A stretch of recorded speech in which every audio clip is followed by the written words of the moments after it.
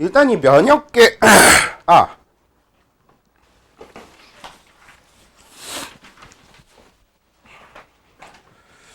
우리가 면역계에서 배우는 것 중에 가장 핵심이 되는 게 항원이라는 것과 항체라고 하는 것, 이 두 가지가 될 거거든요.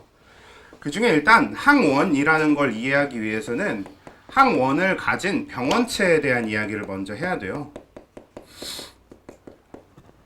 우리가 병원체라고 하는 건 병의 원인이 되는 물질 전반을 다 얘기합니다.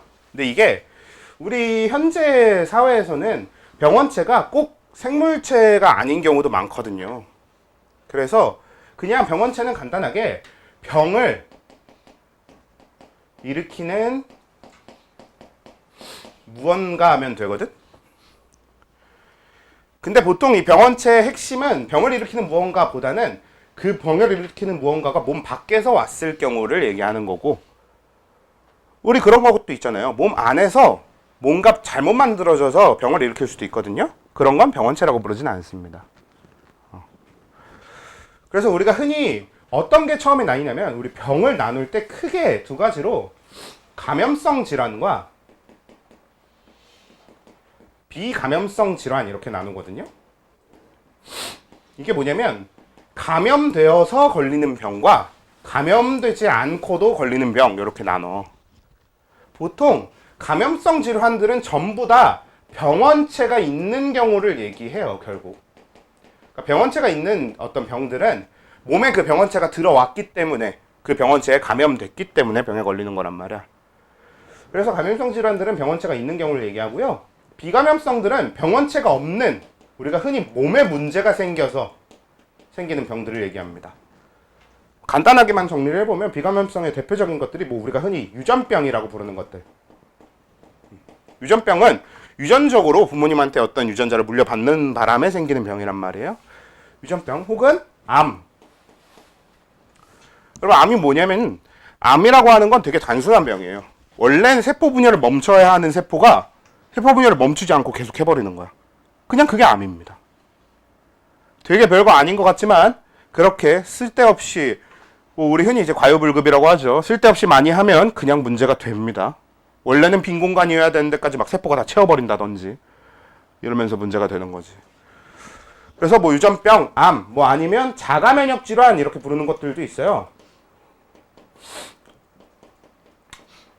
자가면역 질환이라고 하는 건 뭐냐면, 내 몸의 면역 세포들이 내 세포들을 자꾸 건드리고 공격해서 생기는 병들입니다.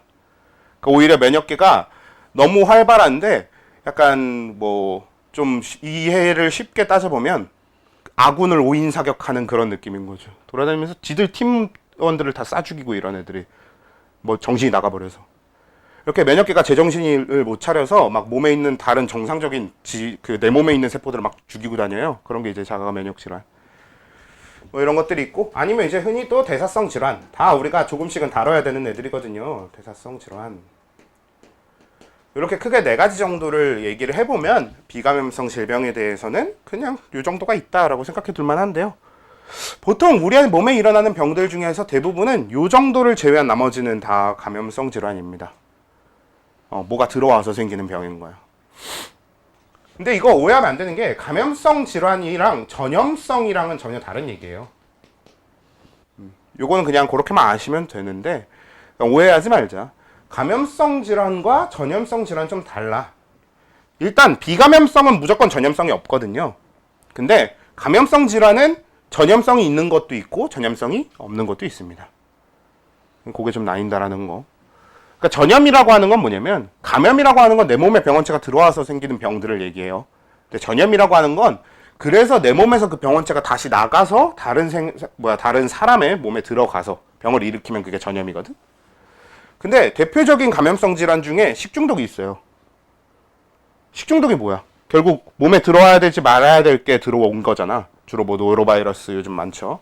아니면 세균성 식중독도 많고요. 근데 노로바이러스는 전염성 식중독인데요. 그러니까 내가 노로바이러스에 걸린 사람이면 보통 내가 다른 사람한테 노로바이러스로 옮길 수 있습니다. 근데 그 세균성 식중독은 전염성이 아니에요. 세균성 식중독은 전염되지 않습니다. 그래서 이게 꼭 전염성과 같은 말은 아니라는 것만 좀 알아두시면 됩니다. 우리가 누군 전염성이 있고 누군 전염성이 없고 이런 것까지 다루진 않으니까요. 그냥 감염성과 전염성이 같은 말이 아니라는 것만 알아두고 지나가면 돼요. 자, 그래서 우린 당장 여기 파트에서는 비감염성인 병원체가 없는 얘네들한테는 관심이 없고요. 딱 이 병원체들이 있을 때 일어나는 감염성 질환에만 관심을 가질 거예요. 그리고 사실 이제 현대 사회에 와서 병원체는 굉장히 다양해졌지만 그래도 기본적으로 크게 한 4가지에서 5가지 틀 정도로 나눌 수 있거든요. 그래서 딱 그 정도만 볼 건데 가장 여러분들한테 익숙한 병원체 뭐가 있어? 방금 전에 제가 얘기도 했는데요. 일단 세균이 있겠죠. 그리고 또 뭐가 있어? 바이러스가 있습니다. 얘네들이 가장 대표적인 병원체가 되지. 우리 주변에 가장 흔하면서도 가장 다양하고, 그렇죠? 가장 많이 알고 있으면서도 가장 안 알려진 애들이기도 합니다. 그러니까 우리가 알고 있는 세균수가 엄청 많은데 우리가 모르는 세균수는 훨씬 더 많아서 우리가 알고 있는 바이러스 수도 꽤 많고 특징도 많이 알고 있는데 우리가 모르는 게 더 많고 이런 애들이에요. 그래서 세균이랑 바이러스 이 2가지가 일단은 우선적으로 좀 다뤄보면요. 일단 세균은 세포구조. 이게 일단 제일 중요한 키워드 같아요. 세포구조예요. 근데 앞에 2글자를 더 붙일 건데 우리가 원핵세포구조라고 불러요. 지우야. 그치? 근데 원핵세포구조라고 부르는데 이 원핵이라는 표현은 원래 안 씁니다. 요즘에는 아마 교육과정상으로 원핵세포라는 표현을 안 쓸 거예요. 근데 그냥 여러분들이 원핵세포라는 거 쓰겠다. 지금 생명과학이 개편돼서 뒤에 그 내용이 있구나 어차피. 그럼 쓰겠구나. 원핵세포구조라고 편하게 얘기하면 되겠네요. 그러면 이제 원핵세포구조라고 하는 이 원핵세포가 어떤 애인지 보면은 얘는 누구랑 비교하면 되냐면 진핵세포랑 비교하면 됩니다.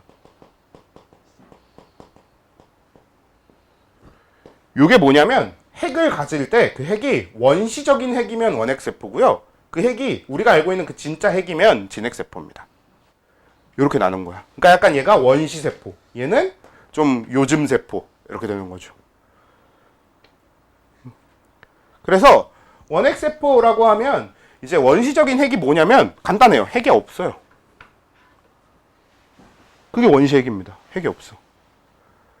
근데 핵은 없는데 핵 내용물은 세포 안에 다 들어있어요. 그래서 제가 이제 흔히 뭐라고 설명을 많이 하냐면 원핵세포를 생각하면 어떻게 생각하시면 되냐면요. 우리가 만두전골을 끓인 거야. 만두전골을 끓였는데 만두가 다 알알이가 이렇게 살아있어. 그럼 여러분들이 만두전골을 딱 끓고 있는 만두전골을 봤을 때 만두가 다 이렇게 보이겠죠. 그게 진핵세포예요. 진핵세포는 그렇게 세포 안에 딱 만두들이 정확하게 보입니다. 핵, 미토콘드리아 이렇게 만두들이 보여요. 근데 원핵세포는 만두가 다 터져 있는 거야. 그래서 우리가 원핵세포를 관찰하잖아? 핵 안 보여요. 미토콘드리아 안 보여. 근데 세포 안에서 핵이 해야 되는 일은 다 일어나요. 그리고 미토콘드리아가 해야 되는 일도 다 일어나. 어차피 여러분 만두전골에서 만두 터져봤자 뭐예요? 만두 속은 다 안에 풀려 있을 거 아니야. 그런 느낌인 거죠. 원핵세포는 미토콘드리아가 없는 것 뿐이지 미토콘드리아가 가지고 있어야 되는. 원래 미토콘드리아 뭐 하는 애들이에요? 호흡, 맞아. 그치. 미토콘드리아는 호흡이라는 걸 해야 되는데 원핵세포는 미토콘드리아가 없거든? 근데 호흡을 해요. 미토가 가져야 되는 걸 다 갖고 있어요. 그래서 원핵세포는 만두가 다 터져버린 그런 만두전골 이런 걸 생각하시면 되는 거고 진핵세포는 만두가 다 알알이가 살아있는 거죠. 하나도 터지지 않은. 우리가 그걸 좀 제대로 과학적인 용어로 뭐라고 하냐면 막성소기관이라고 해요. 그 만두들을. 막에 둘러싸여 있어서 우리가 딱 눈으로 볼 수 있게 딱 구분되어 있는 소기관. 이걸 막성소기관이라고 하거든. 소기관이라고 하는 건 뭐냐면 세포 안에서 그러니까 원래 우리 기관은 세포들이 모여서 기관이 만들어져야 되잖아요. 소기관은 그래서 기관은 아닌데 얘는 이제 세포 안에 들어있는 거야. 자, 근데 여러분들이 작동하려면 여러분들 안에 기관이 제대로 작동해야 되죠. 그런 것처럼 세포가 제대로 작동하려면 세포 안에 들어있는 그 소기관들이 제대로 작동을 해야 돼. 근데 우리가 알고 있는 기관과는 달라. 세포가 모인 게 기관인 거니까. 근데 소기관은 세포 안에 들어있는 무언가니까 좀 다르긴 다르거든요. 그래서 이름을 소기관 이렇게 따로 붙여놓거든. 근데 이 소기관이 막에 둘러싸인 게 있고 막에 둘러싸이지 않은 게 있는데요. 그 원핵세포가 되면 막성 소기관, 그러니까 막에 둘러싸인 소기관들은 하나도 없습니다. 왜? 그 막이 다 터져서 풀려 있는 거라고 생각하시면 돼요. 만두 터진 것처럼. 근데 진핵세포는 막성 소기관이 있는 애들을 얘기합니다.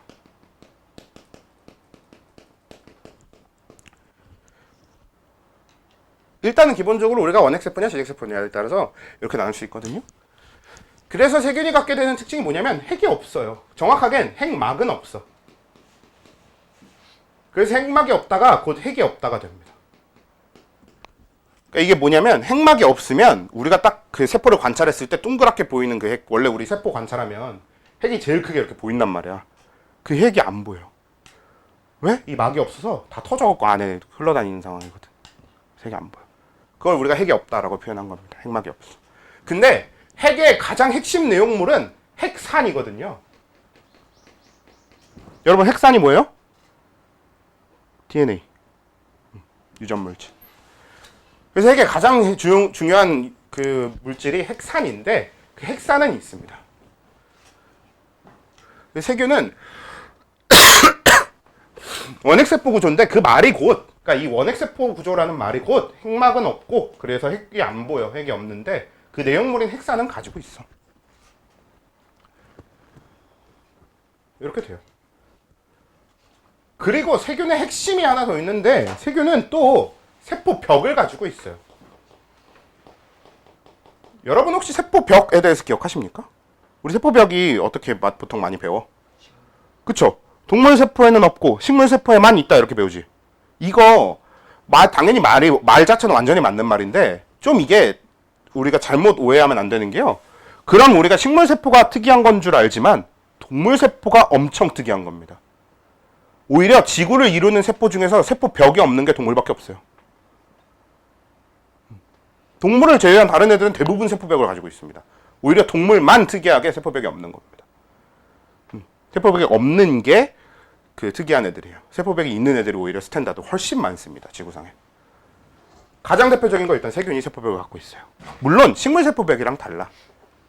이게 학교에 따라서 이 성분까지도 얘기하시는 분들이 있을 것 같아서 한번 그냥 언급만 하고 갈게. 꼭 외워야 되진 않아요. 원래 우리 식물의 세포벽은 셀룰로스로 되어 있다고 얘기 많이 하거든요. 셀룰로스 대신에 셀룰로스. 요거로 되어 있다고 많이 얘기하는데 세균의 세포벽은 펩티도글리칸이라고 하는 다른 성분이긴 해요.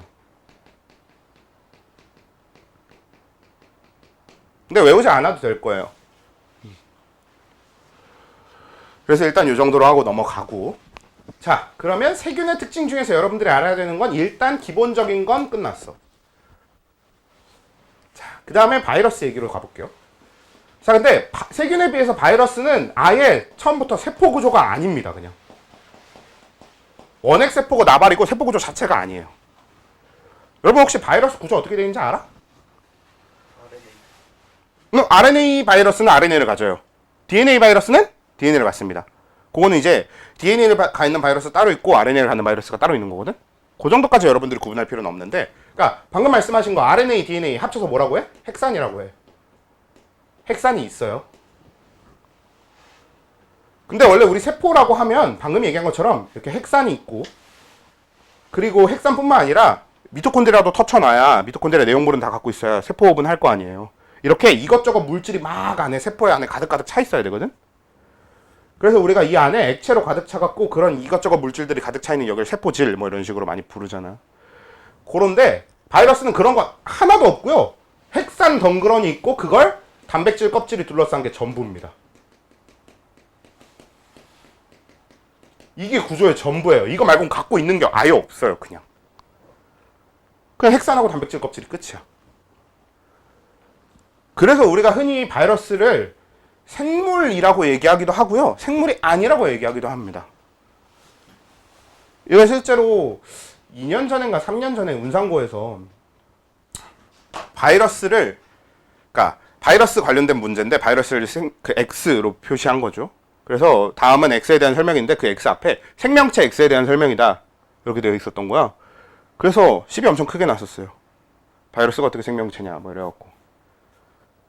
뭐 그냥 사소한 이야기긴 해요. 그래도 우리 생명과학에서 바이러스는 생물체로 보긴 합니다. 우리가 생물에 가져야 되는 여러 가지 특성 중에 얘가 안 갖고 있는 게 되게 많긴 한데, 그래도 가장 핵심적인 건 사실 우린 유전을 가지고 생기는 연속성이 우리 생물에서 제일 중요하다고 보거든요. 그래서 일단 생물로 보긴 봐요. 이건 그냥 사족입니다. 그래서 바이러스는 세포 구조가 아니고요. 그냥 핵산하고 단백질 껍질 밖에 없어요. 그래서 바이러스가 보통 갖는 특징이 뭐냐면 정말 작아요. 그리고 핵산이 제대로 보호가 되어 있지가 않거든요. 우리 바이러스 우리 코로나 한창 심할 때 코로나 변종 계속 나왔었잖아. 이유가 뭐냐면 이 핵산이 제대로 보호가 안 돼 있으니까 핵산에 돌연변이가 계속 일어납니다. 쉬지 않고 일어나요. 돌연변이가 되게 쉽게 일어나. 그래서 이 바이러스는 돌연변이 변종들이 계속 나오는 건데, 그렇다는 얘기는 돌연변이가 일어난다는 거지. 이것도 되게 중요한 정보입니다. 돌연변이는 핵균에서도 일어나고, 돌연변이는 어떠면 일어나냐면 핵산이 있으면 다 일어나요. 돌연변이는 항상 일어나요. 실제로 여러분들 몸 안에 돌연변이 엄청 많이 일어나고 있는 거 알아?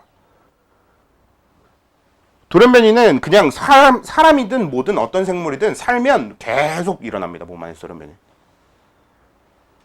근데 사람은 어떻게 해놨냐면, 이건 이제 별개 얘기인데, 사람의 DNA를 보면요, 사람의 유전 정보를 보면 진짜 DNA하고 가짜 페이크 DNA를 섞어놨어요.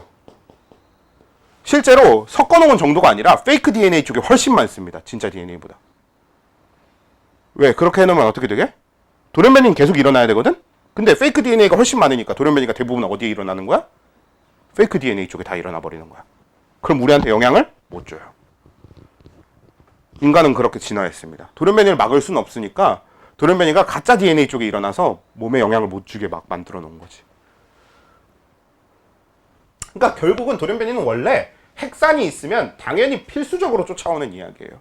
돌연변이 항상 일어나. 그래서 바이러스도 돌연변이가 일어납니다. 그렇죠? 이렇게 되는데, 자, 일단은 병원체 다른 애들 두 가지까지 다 마저 정리를 해볼게요. 자, 나머지 밑에 내려가 보면 세균이나 바이러스에 비해서는 좀 생소한 애들일 거예요. 자, 일단은 요 세 번째가 균류입니다. 요게 되게 재밌는 점인데, 세균은 균류가 아니에요. 원래 우리 분류표가 있어요. 여러분들 4단원에서, 아니 3단원에서, 3단원에서 다룰 거거든.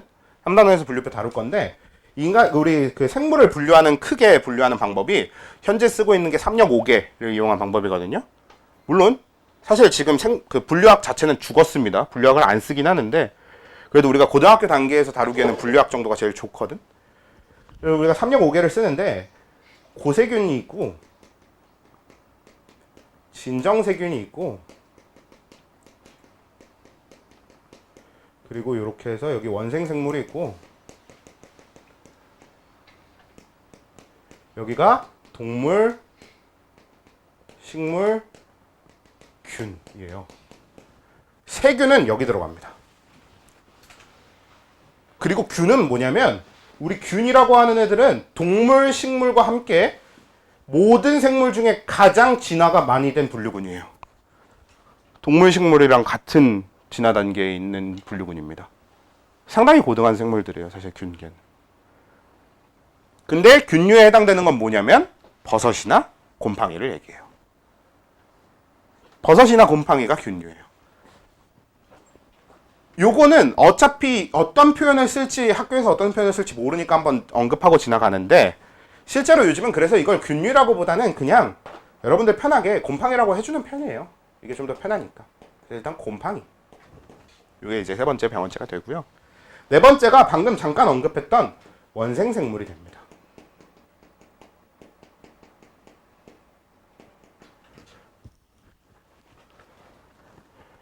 원생생물은 동물, 식물, 균류로 분화되지 못한, 조금 우리 입장에서 보면 약간 어떻게 하등하다라고 볼 수 있을까요?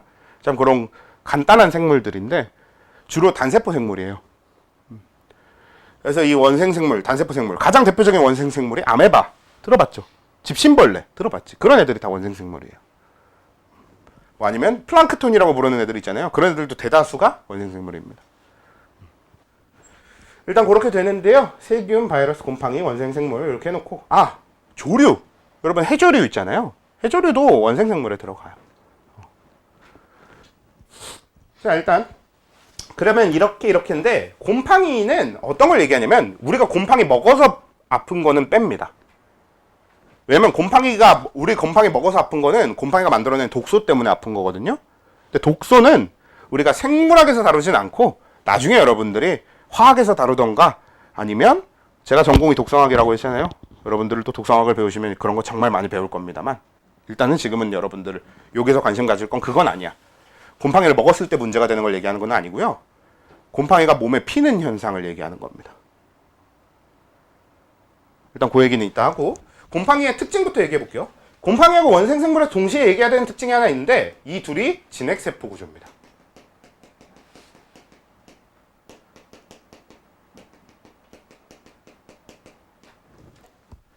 그러니까 얘네들은 뭐겠어?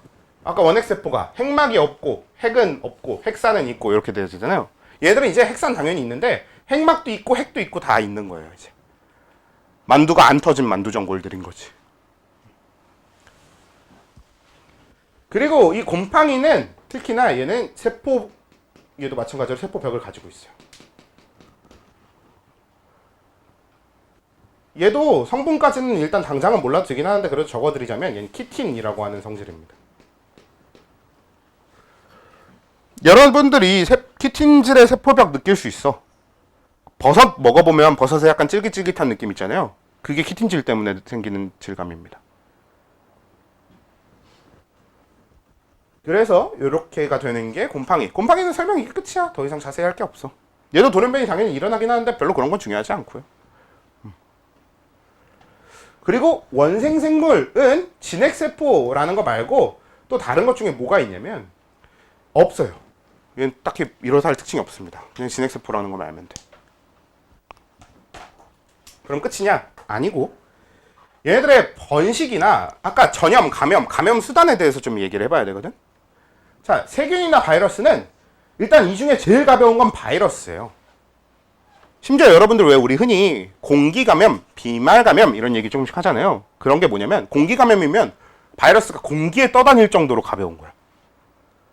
비말감염인 거는 우리가 뭐 침이 튀거나 이렇게 어떤 체액에 쉽게 떠다닐 수 있게 그렇게 가벼운 애들이에요. 그러니까 공기감염인 애들보다 좀 무거운데 그래도 꽤 가벼운 바이러스들. 보통 이 바이러스쯤 되면은 그렇게 너무 작아서 얘네들이 굉장히 가벼워서요. 잘 날아다닙니다. 그래서 쉽게 감염이 돼요. 근데 세균은 그거에 비해서는 좀 무겁거든? 그래서 세균은 보통 물에 의해서 혹은 어떤 다른 물질에 의해서 이렇게 타고 이동하게 되지. 근데 그것도 바이러스보다는 무겁다 뿐이지 세균도 꽤 가벼워서요. 우리 침 튀는 거에서 감염될 수 있는 정도의 세균, 그렇게 좀 가벼운 세균들도 꽤 많습니다. 그래서 세균이나 바이러스는 되게 가벼우니까 되게 쉽게 움직여. 워낙 작고 되게 가벼운 애들이라. 근데 곰팡이나 원생생물 쪽은 진핵세포라서 되게 무겁거든요. 심지어 곰팡이는 정말 무거워요. 그렇잖아. 우리 얘네 둘은 눈으로 안 보일 정도로 작은 애들이지만 곰팡이 우리 눈에 보이잖아요. 그래서 곰팡이는 어떻게 하면 되냐? 대신에 어차피 곰팡이가 직접 움직일 필요가 없어. 어떻게? 곰팡이는 포자를 이용해서 번식합니다. 그러니까 다른 사람 몸에 가서 그 포자가 묻으면 그 포자에서 어차피 곰팡이가 태어나는 거니까. 그럼 그걸로 감염시킬 수 있죠. 그렇죠. 그래서 얘도 포자라는 방식을 이용해서 번식할 수 있게 되어 있어요. 결국 번식이 감염입니다. 그러면 얘네 둘은 가벼우니까 원래 잘 움직여 다니고 얘는 포자, 곰팡이 자체는 무겁지만 그래서 포자를 이용한다고 쳐. 근데 원생생물은 포자를 만들지도 않고요. 이 둘에 비해서 훨씬 무겁거든. 원래 진핵세포가 되면 이 세포가 복잡해진 거라서 되게 무거워요. 크기도 훨씬 큽니다. 세균이나 바이러스에 비해서. 그래서 원생생물은 너무 무거우니까 물로도 잘 이동은 못해. 그래서 지들이 이동성을 가져야 되는데 그것도 너무 느려요. 그래서 얘네들은 감염되기가 너무 힘들거든. 그래서 원생생물의 특징이 뭐냐? 탈 것을 이용합니다. 원생생물의 가장 대표적인 탈 것이 곤충을 통한 곤충이에요. 그래서 얘가 곤충을 통해 전염된다가 원생생물의 핵심입니다. 선생님 위에 거 다른 애들은요? 얘네들도 다 곤충을 통해 전염될 수 있어요. 근데 얘네들은 곤충도 이용한다에 가깝고 얘는 아니에요. 이 둘은 곤충도 이용한다에 가까우면 얘는 곤충만입니다. 그래서 원생생물성 질환 중에 가장 유명한 게 뭐겠어? 가장 유명한 게 뭐게? 기생충은 아예 얘네랑 다른 애입니다. 기생충은 이런 애들이랑 달라. 아예. 물론 굳이 따지면 아니다. 기생충은 동물입니다. 아예. 우리 기생충은 이렇게 병원체로 묶지 않아요. 왜냐면 기생충이 왜 병원체로 묶이지 않는 이유는 이따가 저 항원에 대한 얘기를 오늘 할지 주말에 할지 몰라도 저 항원에 대한 얘기로 넘어가면 기생충을 여기다 묶지 않는 이유가 나오는데요. 기생충은 여기 안 뺍니다.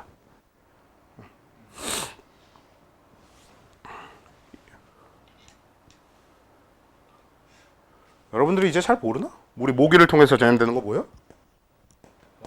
말라리아. 말라리아는 생각 이상으로 굉장히 고등한 병원체예요. 이렇게 세균 바이러스에 비해서 훨씬 복잡한 구조를 가진 굉장히 고등한 병원체입니다. 그래서 말라리아 병원체 병원 균 보면은 꽤 크기도 꽤 크고요. 일반적인 아메바보다도 큽니다. 그래서 꽤 커. 물론 이제 우리 눈에 보일 정도까지는 아니고 그래도. 아무튼 이렇게 돼요. 그래서 얘의 대표적인 예시는 말라리아 정도만 기억하면 되는데 만약에 좀 더 알고 싶다면 수면병 정도가 나오는데 일단 말라리아만 합시다. 그리고 곰팡이. 아까 얘기했지. 몸에 곰팡이가 피는 거라고 했잖아요. 여러분 몸에 곰팡이가 핀 걸 우린 뭐라고 부르게요?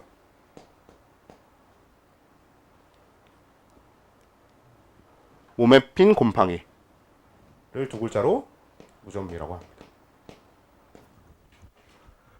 우리가 흔히 무좀이라고 하는 현상 자체가 몸에 곰팡이가 폈다는 뜻이에요.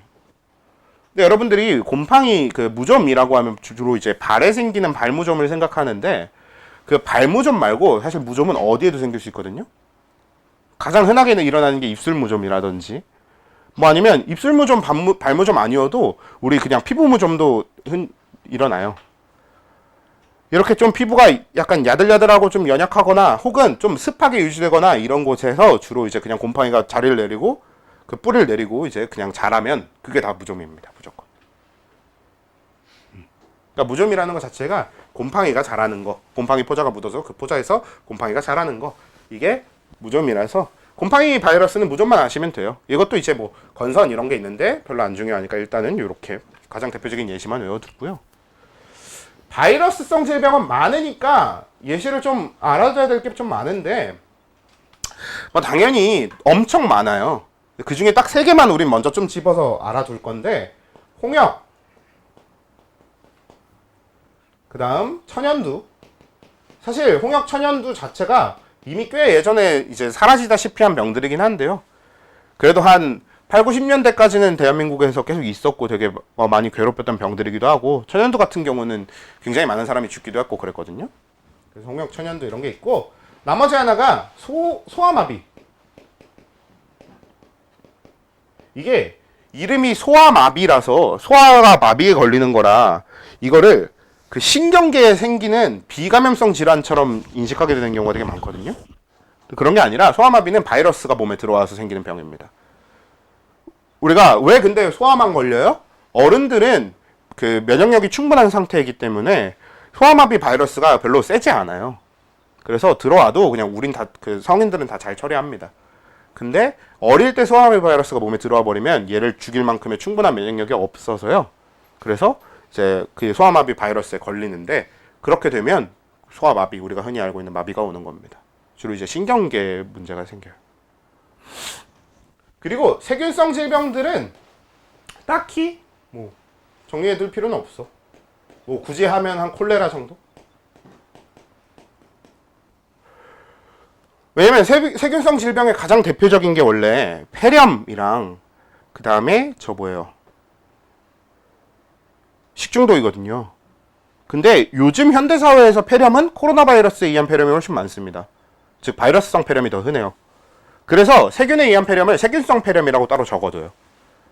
또 마찬가지로 식중독도 노로바이러스에 의한 식중독이 훨씬 많거든요. 그래서 이 세균성 식중독이라고 또 따로 적습니다. 세균에 의한 식중독은. 여러분들이 세균성 식중독, 세균성 폐렴이란 글자를 보고 세균에 의한 병이라고 모르진 않을 거 아니에요. 그렇죠?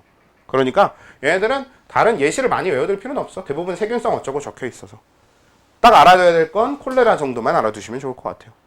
그래서 요게 각 세균, 바이러스, 곰팡이, 원생생물의 특징들과 그리고 그 어떤 예시들까지가 되는 거고요. 딱 그 얘기만 하고 끝내면 되겠네요. 양 얘기를 할까, 항원 얘기를 할까? 둘 다 합시다. 여기서 우리 약이 있는데 우리 몸에서 약은 크게 두 가지로 나누시면 될 것 같아요. 그러니까 총 나누면 세 가지긴 한데 약이 작동하는 방식들 중에서 이런 병원체랑 관련된 약은 두 가지인데 하나는 항체를 직접 넣어주는 거인데요. 항체를 넣어주는 약은 그 특정 병에 대한 직접적인 치료제가 됩니다. 근데 우리가 아직 항체의 기능을 주말 다음 수업에 다룰 거니까 요거는 일단 지금 다룰 건 아니고 항체 말고 그냥 그 병원체 자체에 작동하는 어떤 공통적인 약들이 있어요. 무슨 얘기냐면 세균성 질병에 걸렸어? 그럼 이 약을 먹으면 상당히 도움이 많이 돼 라는 약이 아예 있습니다. 세균성 질병은 다 통해요. 우리가 이 약을 뭐라고 해? 아니요. 백신은 예방주사입니다. 백신은 아예 결이 달라요. 치료제가 아니에요. 백신은. 안티바이오틱스. 항생제. 항생제가 무슨 역할을 하냐면 항생제의 성분은 세균의 세포벽을 녹이진 않아요. 멀쩡히 있는 세포벽은 멀쩡히 있는데 세균의 세포벽이 형성되는 걸 방해합니다. 그럼 내 몸에 세균이 들어왔어. 근데 이 항생제를 같이 먹어주면 어떻게 되냐면 세균 세포벽이 형성되는 걸 방해해서 세균들이 번식을 못해요. 그럼 몸 안에 세균이 들어와 봤자 세균이 번식을 못하니까 세균수가 얼마 안 되거든요. 그래서 그동안 우리 면역이 처리할 때까지 세균이 번식하지 못하게 막아주는 역할을 게 항생제입니다. 근데 우리 사실 번식만 막아두면 우리 몸의 면역계는 꽤 잘 돼 있기 때문에 그래서 세균성 질병들은 항생제로 되게 쉽게 처리가 됐어. 여태까진. 근데 최근에 많이 문제가 되고 있죠. 최근에는 항생제가 안 먹히는 병이 너무 많아서 세균성 질병인데도 항생제가 너무 안 먹혀서 지금 원래 같으면 항생제 먹고 좀만 치료하면 금방 괜찮았던 병들에 의해서 죽은 사람이 엄청나게 많아졌습니다. 최근에 항생제가 안 먹히기 시작해가지고. 아무튼 그 얘기는 그냥 일단 항생제. 근데 이 항생제가 세균에만 작동해요. 방금 얘기한 것처럼 세균 세포병만 막아주기 때문에. 그래서 바이러스한테는 못 쓰거든? 그럼 바이러스한테는 이런 약이 없냐? 있어요. 항바이러스제라는 게 있습니다. 근데 얘는 있으나 마나요. 그냥 알아만 두시면 되고 항바이러스제라고 하는 건 제 기능을 잘 못합니다. 우리가 약간 그래도 도움은 좀 되겠지 하고 같이 먹어주긴 하는데 항바이러스제 먹어도 얘도 마찬가지로 바이러스의 번식을 막는다고는 하거든? 거의 못 막아요. 그래서 바이러스성 질병들이 위험한 이유이기도 합니다. 그리고 곰팡이까지도 있어요. 원생생물은 이런 공통적인 약이 없거든요. 근데 곰팡이까지도 있어. 곰팡이는 항진균제라고 해요. 이 진균이 먼지처럼 생긴 균, 이렇게 해서 진균이거든. 우리 곰팡이가 애초에 곰팡이가 한자로 진균입니다. 왜냐면 여러분 곰팡이 보면은 다 먼지처럼 생겼잖아요. 약간 먼지 핀 것처럼. 그래서 우리가 진균이라고 불러요. 그래서 항진균제는 곰팡이의 번식을 막아주거든. 얘는 항생제만큼 효과가 좋아요. 그래서 항생제, 항바이러스제, 항진균제 이런 세균성 질병에 공통적으로 먹히는 약 항생제, 바이러스성 질병에 공통적으로 먹히는 약 항바이러스제, 곰팡이성 질병에 공통적으로 먹히는 약 사실 거의 무전밖에 없으니까 항진균제 이렇게가 됩니다. 자, 그리고 이런 병원체들 아까 왜 기생충은 왜 여기 들어가지 못하냐면 우리가 이 병원체들이 항원을 가지고 있다고 얘기를 해요. 결국 이 항원을 가졌느냐 아니냐. 우리 항원은 좀 풀네임으로는 항원 단백질 이렇게 부르기도 하거든요. 얘가 단백질로 되어 있어서.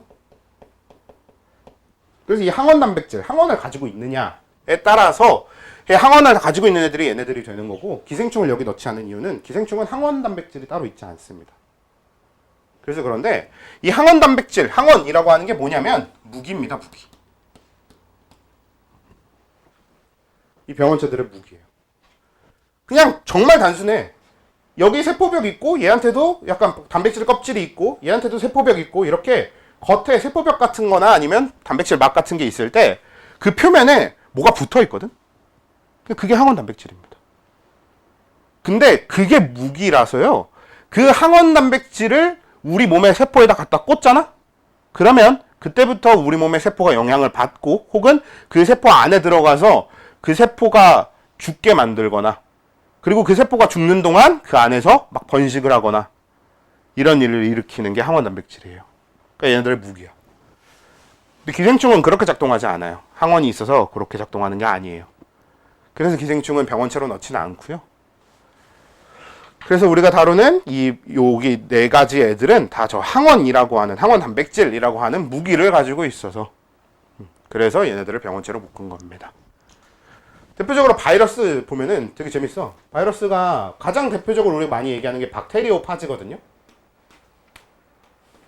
이게 박테리오파지인데, 우리가 파지가 명칭이고요. 여기 앞에 붙은 박테리오는, 여러분 박테리아가 세균이에요. 박테리아는 세균이라는 뜻인데, 박테리오파지는 바이러스는 바이러스인데 박테리아를 감염시키는 바이러스, 세균을 죽이는 바이러스입니다. 얘가. 그래서 유명한데, 얘가 실험하기가 너무 좋아서. 그래서 이 박테리오파지라고 하는 얘가 되게 유명한데요. 이 박테리오파지를 보면 여기 핵산 플러스 단백질 껍질이 되어 있었잖아요. 그럼 여기에 이렇게 핵산이 들어있어요. DNA가 이렇게 들어있어요.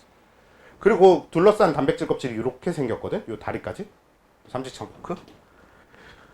얘가 어떻게 하냐면, 이 박테리아, 얘가 감염시키는 세포, 세균을 만나면 그 세균에다가 이 삼지창을 꽂아요.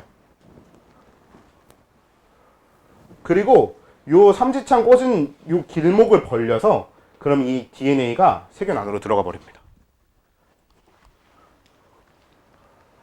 약간 기계 같지 않아?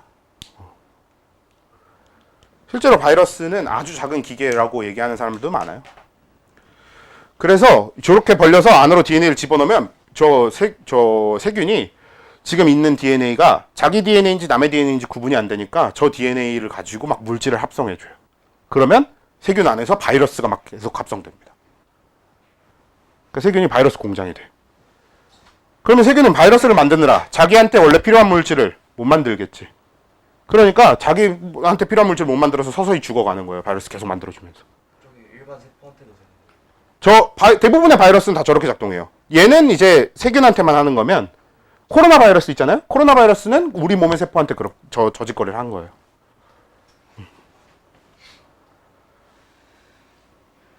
그런 게 바이러스의 생물인데, 딱 요 삼지창이 그러니까 뭐겠어? 항원인 겁니다. 반대로 얘기하면 저 삼지창만 부러뜨리면 얘는 어떻게 되게? 아무것도 못해요. 죽진 않아. 죽진 않는데 아무것도 못해요. 병원성이 없다, 이렇게 얘기하지. 그래서 우리 면역의 핵심은 결국 이 항원을 어떻게 막느냐거든. 그게 이제 다음 수업 내용이 되겠네요. 끝.